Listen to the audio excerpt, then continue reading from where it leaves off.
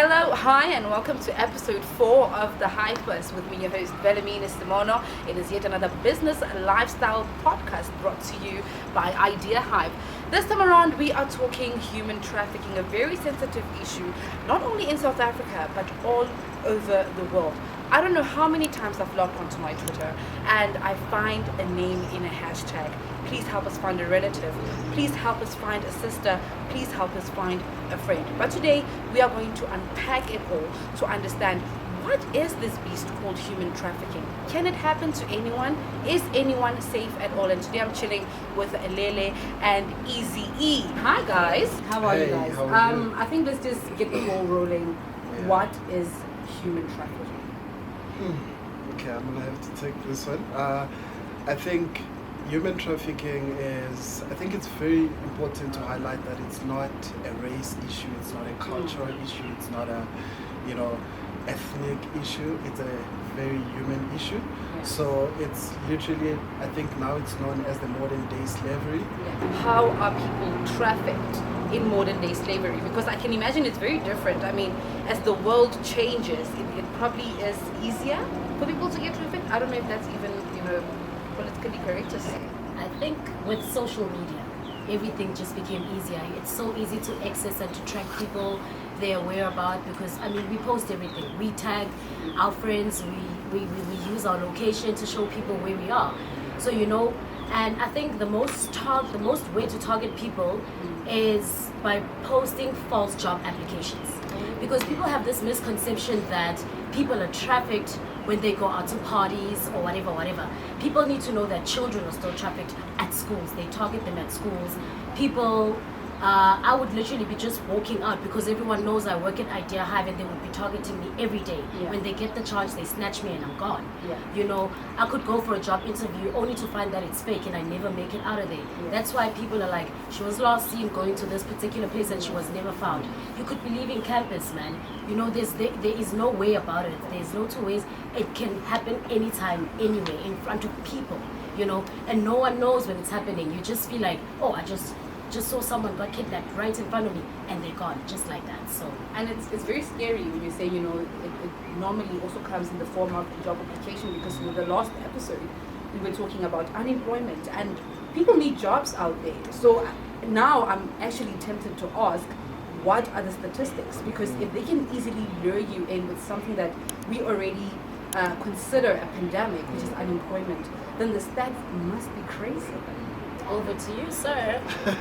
Okay, so if I can take that on, I think just to mention the statistics around this, I think there's many articles that have been written about the issue, and just the statistics I was looking at, in Africa alone, 1,000 people, if you've got 1,000 people, just know that 1.8 of them is experiencing human trafficking. That's the statistics around that. And what's even sad to hear about is that in South Africa, about 62% of people that are trafficked are kids.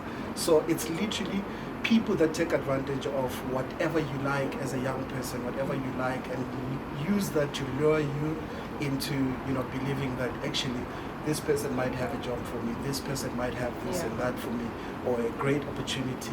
That's how you hear about. It's all over social media. Like you go to, I think there's an interesting campaign that I saw. It's called The Traffic You Need to Know About. Yeah. So what they do is that they're documenting, they literally calling people that have experienced human trafficking. They, documenting their stories to say, look out for this and that. And they publish statistics that speak to human trafficking and how people can be aware of what's happening around them. And that is very scary, because it still goes back, sorry. And that is very scary because it still goes back to the fact that you don't need to be a specific person or in a specific area. They are using things that everyday people use, like social media. And I don't know what are the survival statistics, but I can imagine you are trafficked and now you need to come back and integrate back into society. What are the after effects, both as a victim or as relatives of the victim? Do you want to take it? I can definitely take that. I think people go through mental and emotional issues after that. And people end up resorting to substance abuse. It could be depression, it could be anxiety. You'll never be the same. I mean, if I would get trafficked, I would never be able to walk in the streets again, because I don't know if it's going to happen again. You understand? You don't trust anybody. And one thing that I wanted to mention, globally, this industry literally makes about $150 billion a year. So do you understand that people do this because they know they make money out of it, but at the expense of other people's children, at the expense of other people's parents? You understand? So I don't think anyone will ever be okay after that. So yeah, it's a sad situation. It's really sad. It's difficult to find ways to combat it, because we've been struggling with the same issue with so many years, and I don't know how I would start to say this is what we can do to make the world a better place, because there is no way. Guys, thank you so much for creating time to talk to me. Listen, the takeaway from this is that you don't have to be black or white or Indian, male or female or queer. It can happen to you. And it's even scary because now we're in the world of social media where sending locations is quite important. We always mention where we are. We are looking for jobs. We are at malls. So it's quite a big, scary world. From us at Idea Hive, we're saying be safe, and we can't wait to chat with you again in the next episode.